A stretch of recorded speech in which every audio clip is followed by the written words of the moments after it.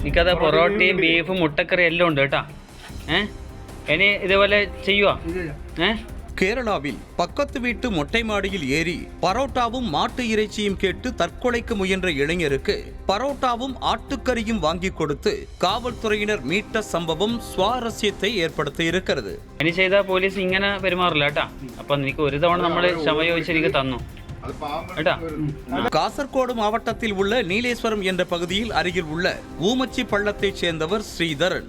இவர் திடீரென பக்கத்து வீட்டு மொட்டை மாடியில் ஏறி நின்று கொண்டு தற்கொலை செய்து கொள்வதாக மிரட்டல் விடுத்திருக்கிறார்.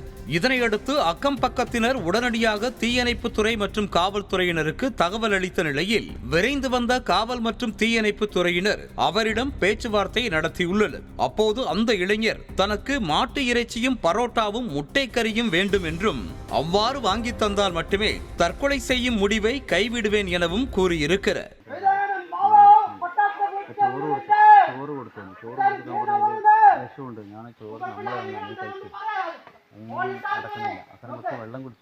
இதனை கேட்டு தலை சுற்றி நின்ற காவல் மற்றும் தீயணைப்பு துறையினர் ஸ்ரீதரன் கேட்ட அனைத்தையும் வாங்கி தருவதாக கூறிய நிலையில் அவர் கீழே இறங்க சம்மதித்தார். பின்னர் காவல் நிலையத்திற்கு அழைத்து செல்லப்பட்ட ஸ்ரீதரனுக்கு அவர் ஆசைப்பட்டதை போலவே பரோட்டாவும் மாட்டு இறைச்சி மற்றும் முட்டையை அவருக்கு வாங்கி தந்து சாப்பிட வைத்தனர். എനിക്കത് പൊറോട്ടയും ബീഫും മുട്ടക്കറി എല്ലാം ഉണ്ട് കേട്ടാ.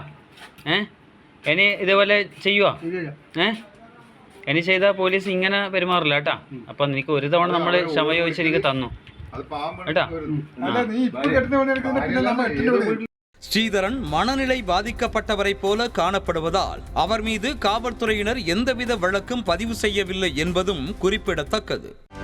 செய்திகளை உடனுக்குடனும் துல்லியமாகவும் தெரிந்து கொள்ள சப்ஸ்கிரைப் பண்ணுங்க.